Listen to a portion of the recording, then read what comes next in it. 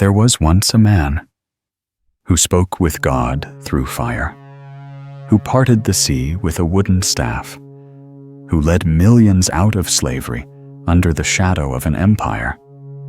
And yet, when he died, his body vanished. No grave, no bones, no trace. It was God himself who buried him and hid him from the world forever. But why? What sacred mystery lies behind this divine disappearance? And could his spirit still be speaking beyond the veil? Watch this video until the end, because maybe, just maybe, God is using this story to awaken something in you. Watch until the end. God will bless you. This passage explores a profound biblical mystery, the disappearance of Moses' body after his death. Unlike other patriarchs such as Abraham, Isaac, or Jacob, whose graves were known and honored, Moses vanished into divine silence. Though the Bible records that he died on Mount Nebo at the age of 120, no one ever found his body, built a tomb, or marked his grave. The narrative emphasizes that this was no accident, but an intentional act of divine concealment. Moses was not just a prophet. He was a vessel of divine disruption, a man who communed with God face to face, whose face radiated with holy light, and whose life was marked by miracles, humility, and sacrifice. He led a nation of wanderers, not warriors, and received the commandments carved by God himself. The absence of his body is framed not as a loss, but as a spiritual message. Moses was not meant to remain. His story does not end with death, but with a sacred void, an invitation for future generations to seek not his remains, but the voice of God that once spoke through him. His vanishing is not a disappearance, but a divine echo, still resonating in the silence of history. Moses' life. Born during a time of terror, when Pharaoh ordered all Hebrew baby boys to be drowned in the Nile, Moses was placed in a basket by his mother Jochebed and set adrift with a silent prayer. Instead of sinking, he floated into destiny.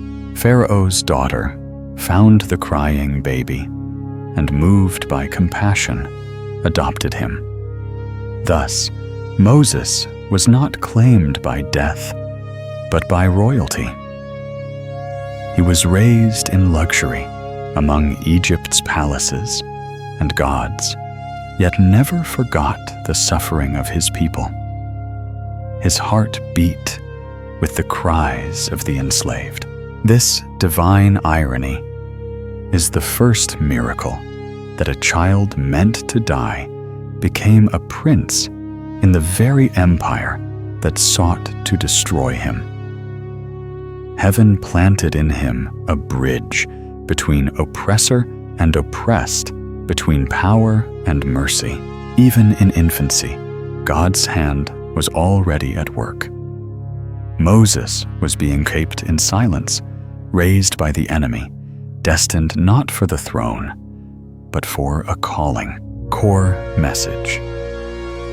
Moses' story doesn't begin with miracles or might, but with surrender, compassion, and divine orchestration. A silent baby in a basket, chosen not by chance, but by the eternal plan of God. Moses grew up in the palace of Egypt, living in luxury, but burdened by the pain of his oppressed people. One day, upon witnessing an Egyptian beating a Hebrew slave, he was filled with rage. and killed the oppressor, burying the body to hide his guilt. But guilt cannot remain buried. When the truth came to light, Moses fled Egypt, leaving behind splendor to live in exile in the wilderness of Midian. There, he rescued the daughters of Jethro, a local priest, and was welcomed. Moses married Zipporah, became a shepherd, and lived a quiet life as if fate had gently faded into the background. But God had not forgotten him. On a destined day, Moses saw a bush engulfed in flames that was not consumed, a sacred sign of divine calling. Because destiny does not die when we run, it waits. And when it calls again, even the desert must tremble. On an ordinary day, in the hills of Horeb, Moses encountered the extraordinary, a burning bush that was not consumed. From within the flames, God called his name Moses. Moses. He was told to remove his sandals, for he stood on holy ground. God revealed that he had seen the suffering of his people in Egypt and had chosen Moses to lead them to freedom. Though Moses was filled with doubt, questioning his worth, his speech, and his authority, God reassured him, "I will be with you." God gave Moses miraculous signs, a staff turning into a serpent, a leprous hand restored, and water becoming blood. These were not tricks, but signs of divine presence.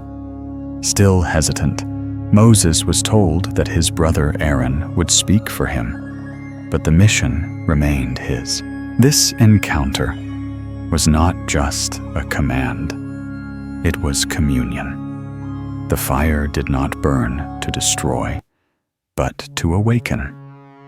And the man who once fled from death would now walk boldly into the courts of Pharaoh, carrying the voice of the Almighty. Moses returned to Egypt, not as a prince, but as God's chosen messenger. Pharaoh, proud and unyielding, refused Moses' plea to let my people go. In response, God unleashed a series of plagues. Water turned to blood, frogs, gnats, flies, disease, boils, hail, locusts, darkness, and finally, the death of every firstborn in Egypt. Only homes marked with lamb's blood were spared. Each plague revealed the powerlessness of Egypt's gods and the sovereignty of the true God. At last, Pharaoh gave in. Moses led the Israelites out of Egypt, but Pharaoh pursued them. At the Red Sea, Moses raised his staff, the waters parted, and the people crossed safely. When Pharaoh's army followed the sea, returned and destroyed them. It was more than escape. It was a spiritual rebirth. A people once enslaved were now free, walking toward their divine destiny. Freedom came with a price, 40 years of wandering in the wilderness. The Israelites, though free from Egypt, had yet to become faithful. They had no city, no home, only sky, sand, and silence. Moses became more than a prophet. He was a spiritual father to a restless generation. He led, corrected, and interceded as the people cried out for food, water, and answers. They quickly forgot miracles and slowly learned to trust. At Mount Sinai, Moses ascended into divine fire and returned with the 10 Commandments written by God himself. But below, the people were worshiping a golden calf. In grief, Moses shattered the tablets. He later fasted 40 days and pleaded for mercy. God renewed the covenant, but not without scars. When Moses came down again, his face radiated divine light. The people feared to look upon him. He had been in God's holy presence, and heaven had marked him. Their journey continued through battles, hunger, and trials. Moses struck a rock, and water flowed.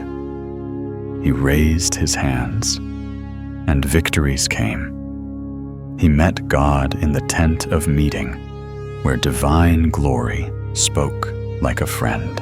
Yet even prophets fall. At Meribah, when the people cried again for water, Moses disobeyed. God had said to speak to the rock, but Moses struck it in anger. Though water came, something sacred was broken. Pride had slipped in, and God judged the heart. The consequence was clear. You will see the land, but you will not enter it. It wasn't vengeance, it was justice. Even the chosen carry flaws. Even leaders can fall short of promise. On Mount Nebo, Moses stood at the end of his journey. At 120 years old, his vision was clear, his strength undiminished. But his time had come. From the summit, he saw the promised land Canaan, stretching out in beauty and fulfillment. The land God had sworn to Abraham, Isaac, and Jacob. Moses saw it all, but would never enter it, not because he failed, but because some destinies are meant to be fulfilled by others. God was with him, not in wrath, but in quiet closeness. No thunder, no chariots of fire, just divine stillness. The Lord said, "You shall not cross, but you shall see." And that final vision was enough. The man who had parted seas, delivered commandments, and led a nation now stood not as a conqueror, but as a witness to God's faithfulness.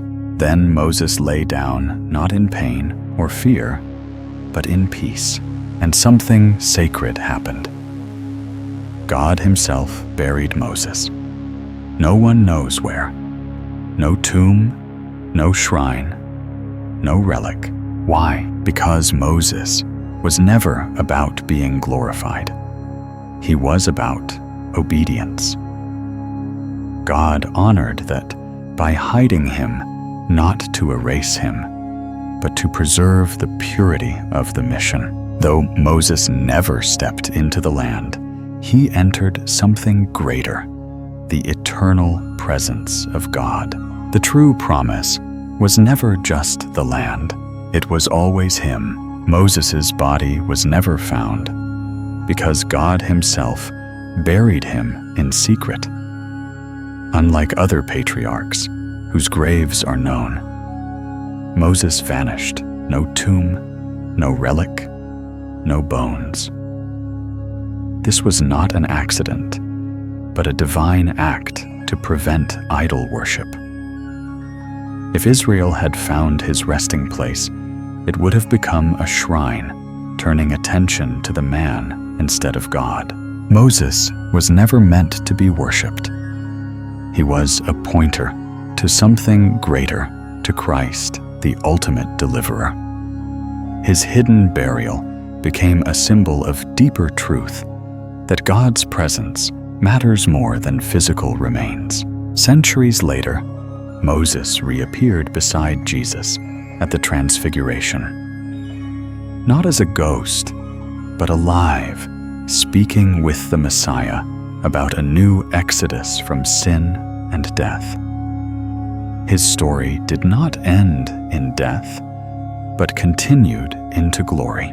His body remained hidden, but his spirit lives on as a reminder that the holiest things are not in places, but in God's presence.